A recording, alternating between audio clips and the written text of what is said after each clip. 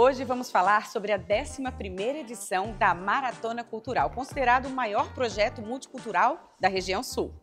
Que é um evento que movimenta toda a economia criativa do nosso estado e é uma alegria estar aqui com vocês. Alegria nossa em poder mostrar. O Cultura Catarina está no ar.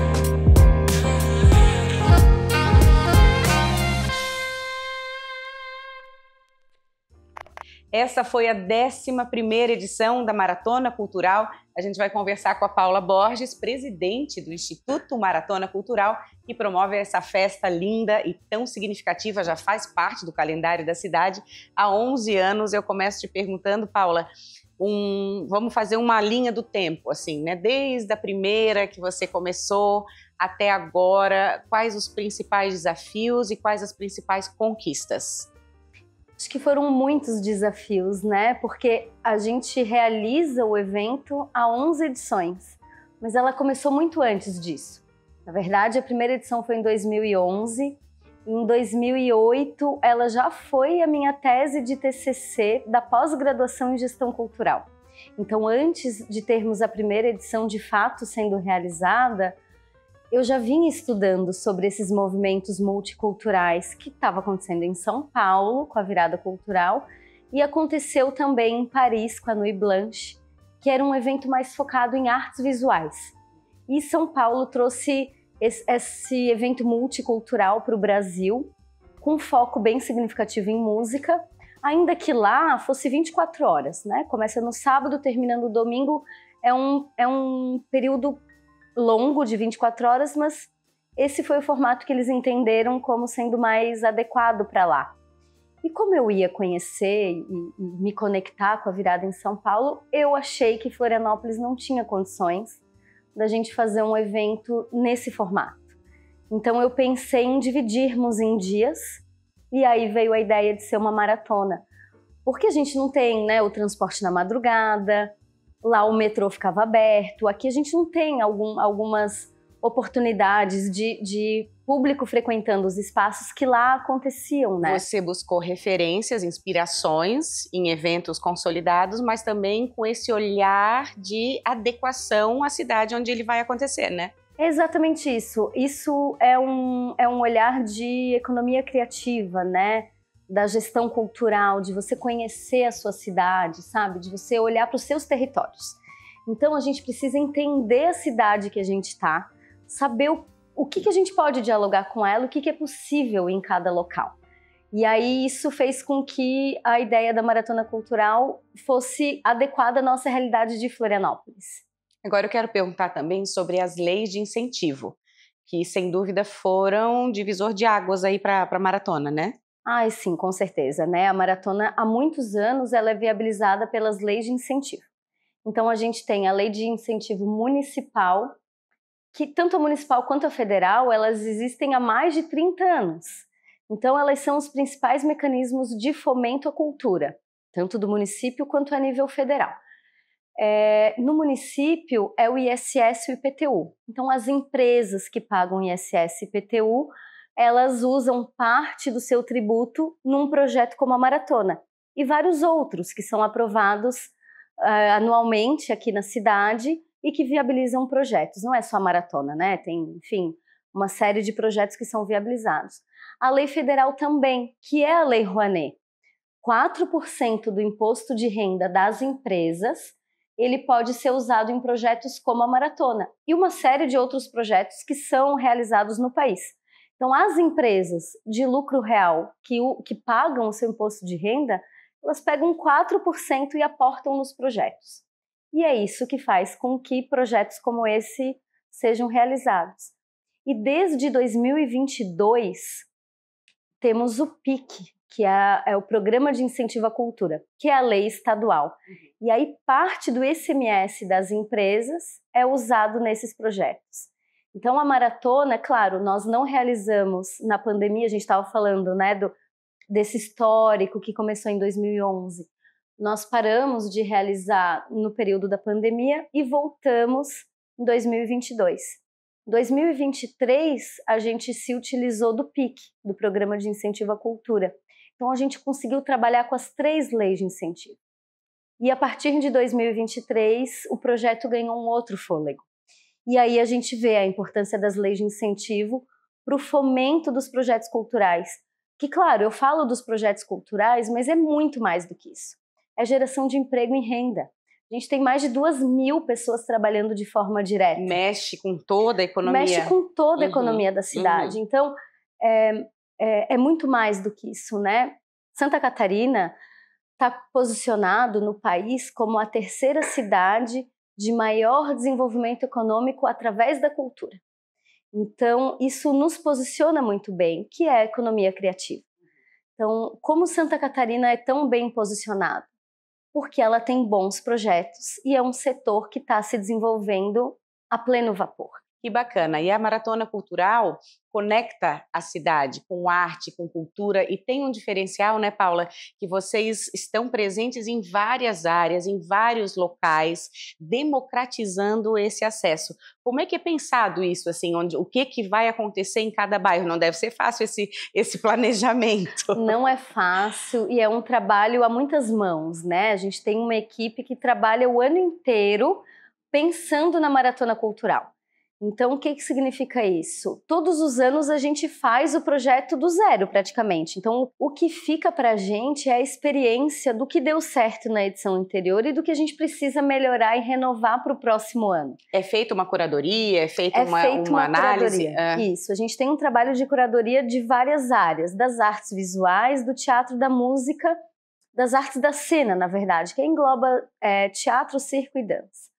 E da música, eu acho que talvez seja uma das mais difíceis, porque quando a gente abre inscrição para os artistas enviarem os materiais, a gente recebeu esse ano mais de 1.500 inscrições. Só de música foram mais de 500. E aí a gente contrata ali 50, 60, é 10% do que a gente recebeu. Mas esse número impressiona porque, assim, como tem demanda. Tem demanda. Tem desejo de participar do evento. E tem gente talentosa, muita gente. Muita gente talentosa. E eu acho que a maratona é esse grande palco, literalmente, de dar luz a muitos projetos. Então, a gente coloca, por exemplo, Paralamas para tocar e coloca a Yeti, que é uma banda de Itajaí, e o Daza. Então a gente faz com que o público conheça a banda de Itajaí, que vai tocar no mesmo palco do Paralamas. E aí entra a valorização dos artistas locais, né? Exato. Esse desde a primeira edição foi o nosso propósito. Então a gente coloca o João Gomes tocando para 50.000 pessoas e a Dandara Manoela, que é uma artista daqui, abrindo o show dele. E isso é a gente olhar para os artistas daqui e dar valor para eles, né? Dar palco para eles, dar oportunidade deles se conectarem com o público, que são essas 200.000 pessoas que circularam pelo evento. E aí deixam a cidade num clima de muita alegria, assim, o que a gente ouviu e viu, as pessoas dando esse retorno, assim, nossa, a cidade fica alegre. Esse também é o propósito, assim, né? Isso é um planejamento, né? Todos os estudos mostram que uma cidade ocupada com arte, com cultura, com lazer, ela é uma cidade mais segura. Então você tem, num final de semana, as pessoas circulando pela região central, a cidade fica mais segura. A gente não tem nenhuma ocorrência de assalto, de assédio, de qualquer tipo de violência. Porque, claro, temos todo o apoio das polícias, mas a gente tem pessoas andando. E aí, quando você tem um grande volume de pessoas andando, você não dá espaço para qualquer tipo de violência. Isso é muito importante.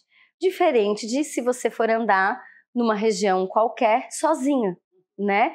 Então, isso são dados, né, que nos mostram a importância da ocupação dos espaços públicos com arte. E é isso que a maratona faz. A Maratona Cultural também tem um olhar, uma preocupação com a sustentabilidade, né? Com a sustentabilidade e com a acessibilidade. Isso é um compromisso nosso há muitos anos.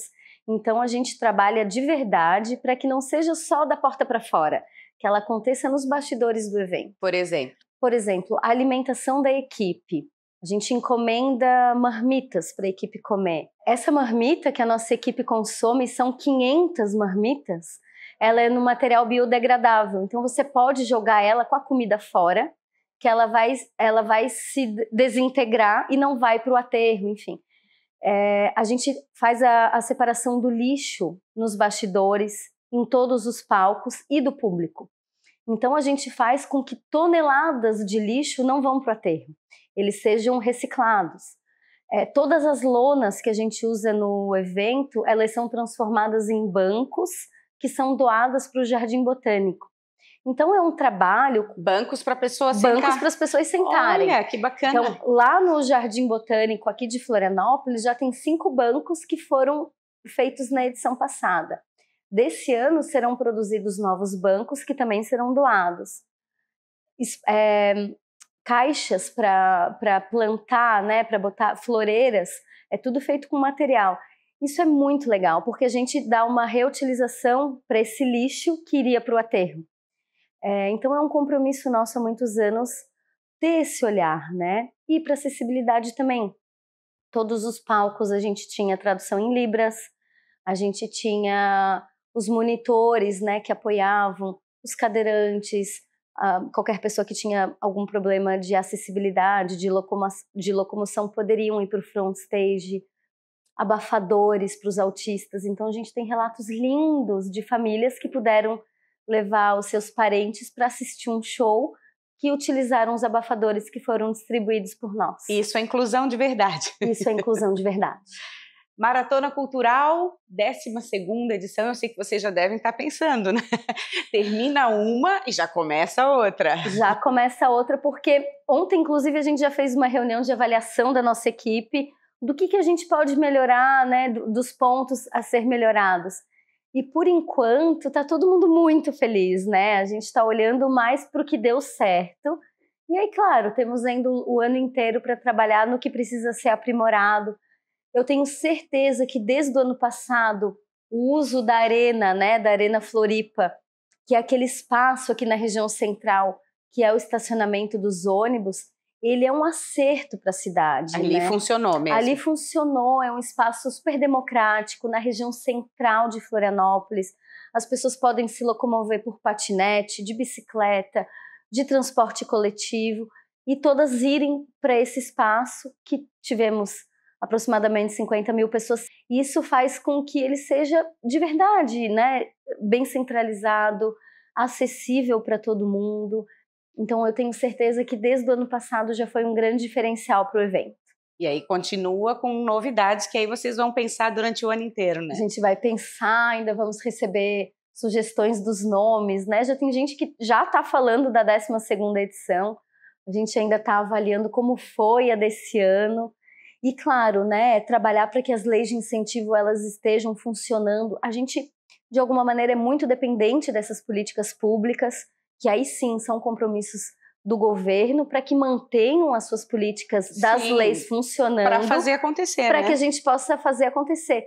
Então, é de verdade um trabalho que precisa ser feito em harmonia com todos os poderes, com o setor público, com o privado, para que a gente possa entregar um bom evento para a cidade. Muito obrigada pela sua participação. Nós conversamos com Paula Borges, ela que é presidente do Instituto Maratona Cultural. Obrigada mesmo e sucesso. Eu que agradeço. E o programa Cultura Catarina vai ficando por aqui. Até o próximo.